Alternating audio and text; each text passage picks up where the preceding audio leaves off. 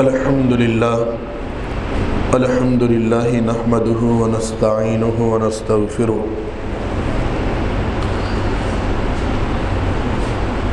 اما بعد فاعوذ باللہ السمیع العلیم من الشیطان الرجیم بسم اللہ الرحمن الرحیم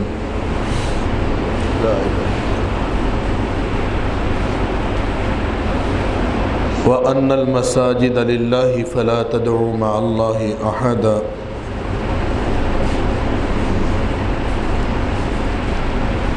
محترم و مکرم سامعین کرام،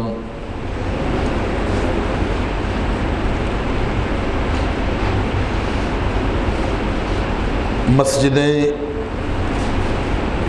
ادب اور احترام کی جگہ ہے۔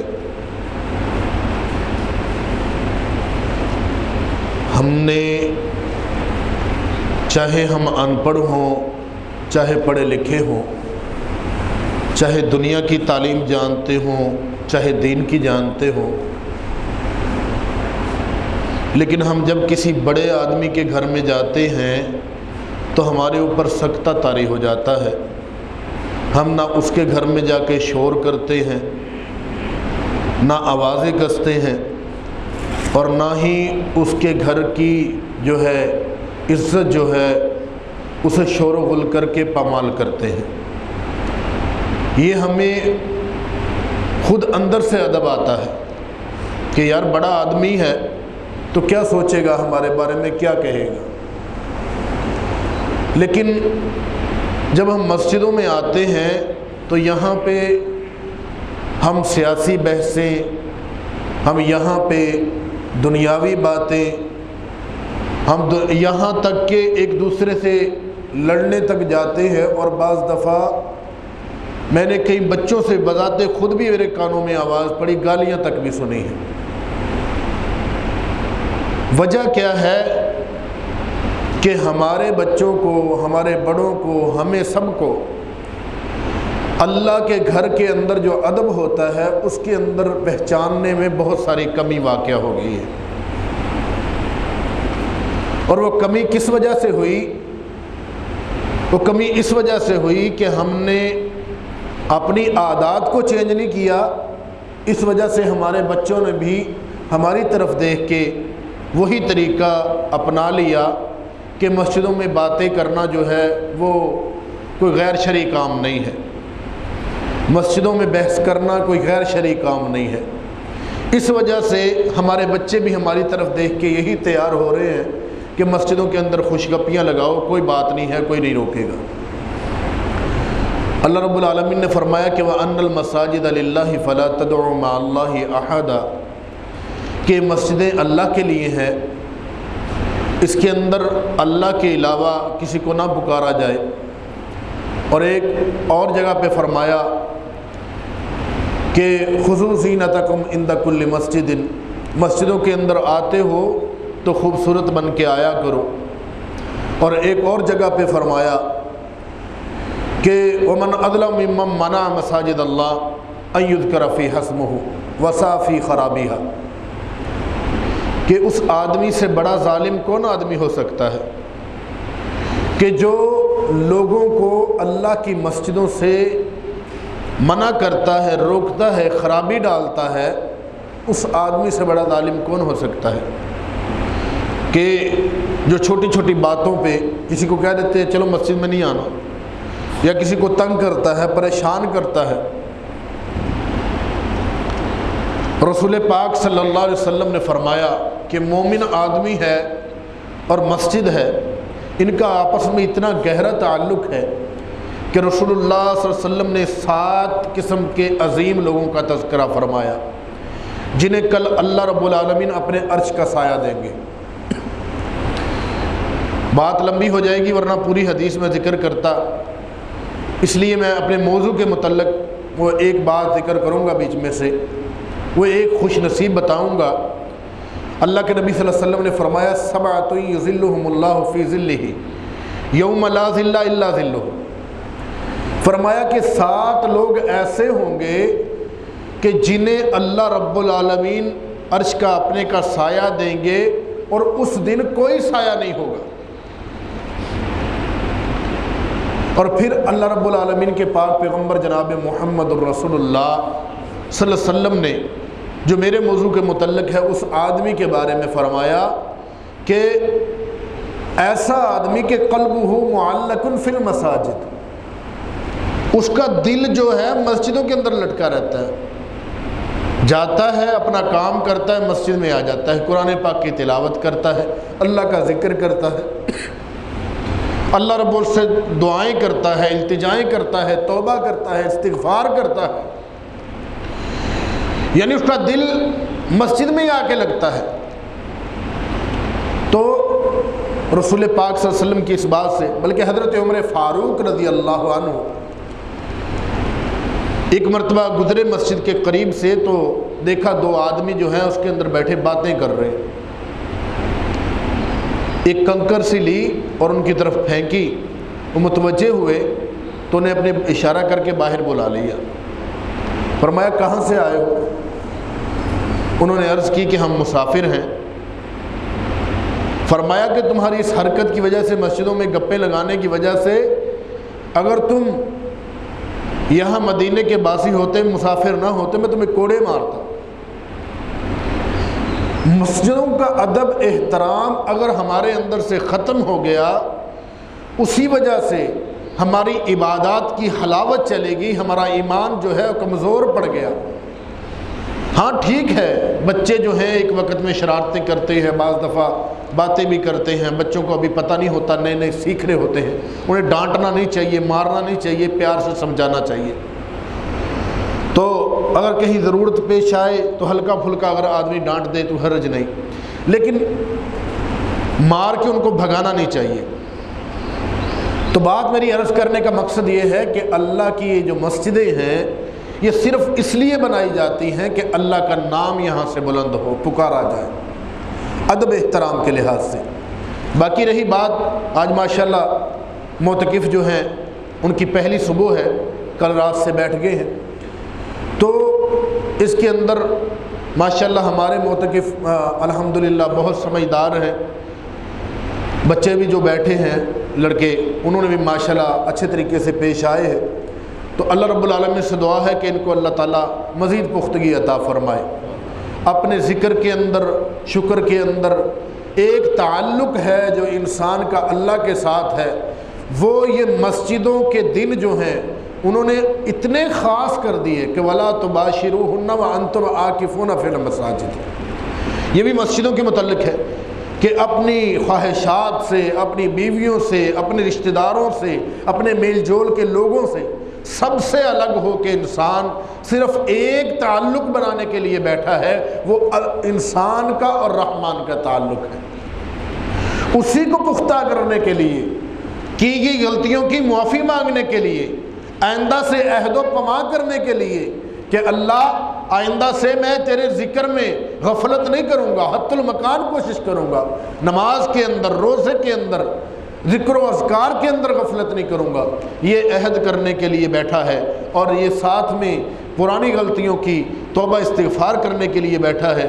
تو یہ اللہ رب العالمین نے بڑا شرف، بڑا مقام عطا فرمایا ہے۔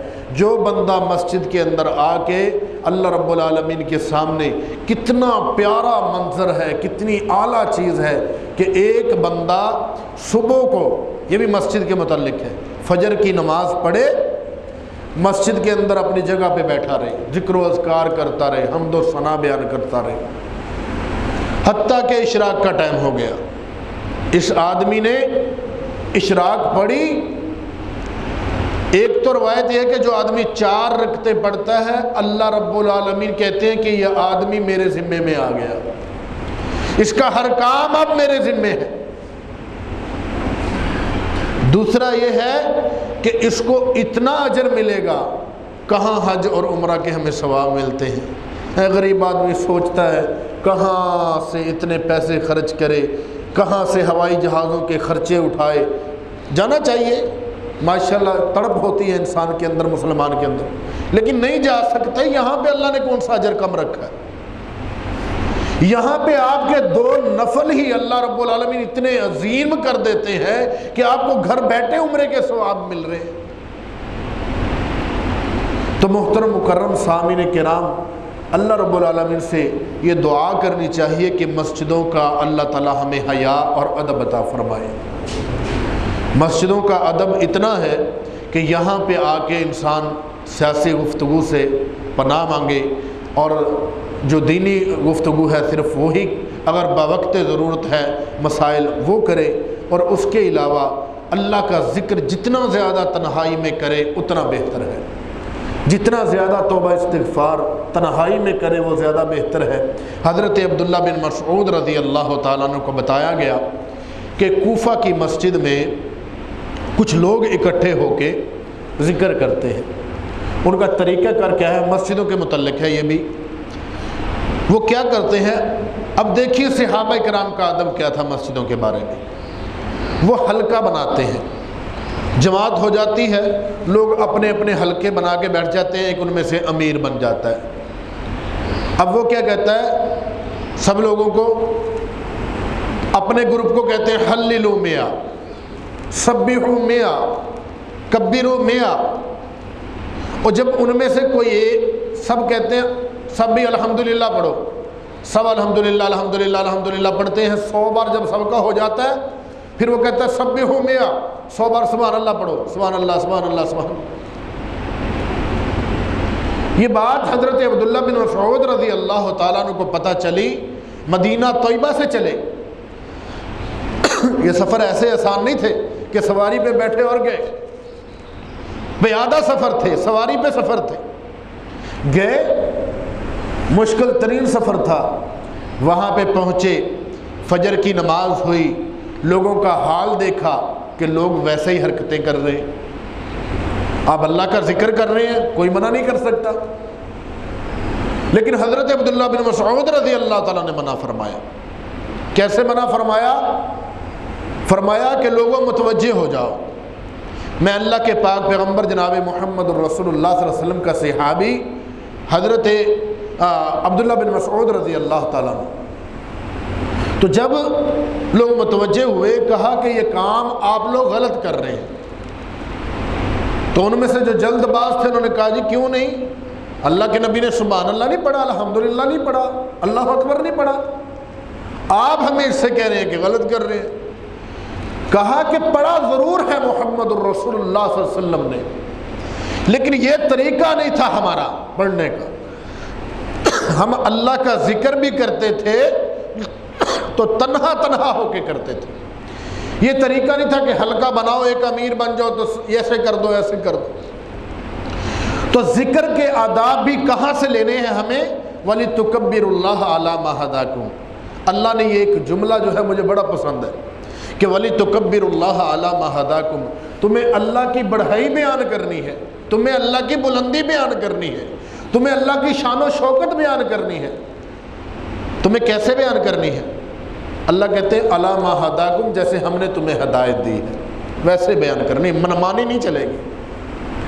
اسلام منمانی کا دین نہیں ہے، اپنی منمانی سے تم اکٹھے ہو کے ذکر بھی نہیں کر سکتے، ذکر بھی ویسے کرو گے جو طریقہ محمد الرسول اللہ صلی اللہ علیہ وسلم نے دیا ہے۔ تو اس لیے ممکن تھا کہ ان کے ذکر کرنے سے کوئی نمازی تنگ ہوتے، وہ اونچی آواز سے ذکر کرتے، یا طریقہ بھی ویسے رسول اللہ صلی اللہ علیہ وسلم کی طریقے کے خلاف تھا۔ بیماروں کے لیے دعا فرمائیں کہ اللہ تعالیٰ شفاء کاملہ عاجلہ عطا فرمائے، اللہ تعالیٰ فوت شدگان کو اللہ تعالیٰ مغفرت عطا فرمائے۔ الحمدللہ رب العالمین، اللہم صلی علی محمد وعلی آل محمد کما صلیت علی ابراہیم وعلی آل ابراہیم انک حمید مجید، اللہم بارک علی محمد وعلی آل محمد کما بارکت علی ابراہیم وعلی آل ابراہیم انک حمید مجید، اللہم بارک علی محمد وعلی آل محمد کما بارکت علی ابراہیم وعلی آل ابراہیم انک حمید مجید۔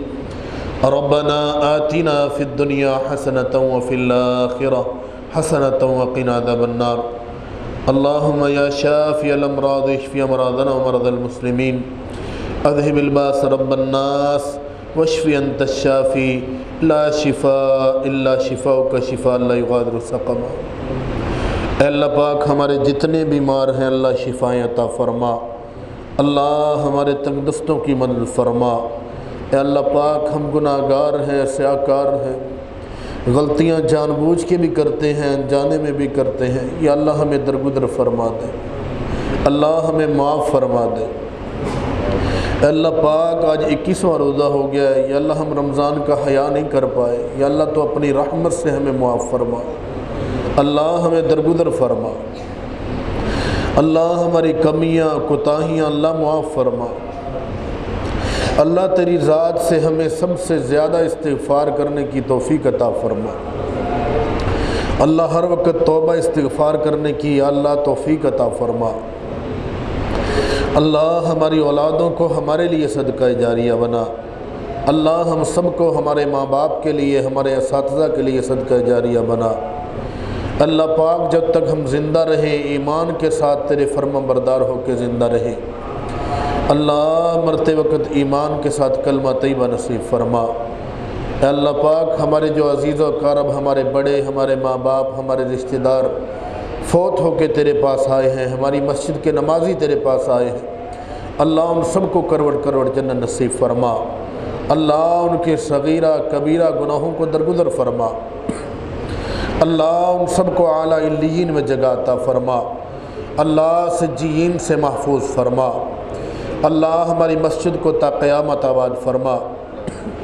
اللہ جو مسجد کا کام ہو رہا ہے یا اللہ ساتھی تعاون کر رہے ہیں، تعمیر نو چل رہی ہے، یا اللہ تو اپنی رحمت سے اپنے کرم سے یا اللہ اس کو مکمل فرما دے، اللہ نظر بد سے محفوظ فرما دے۔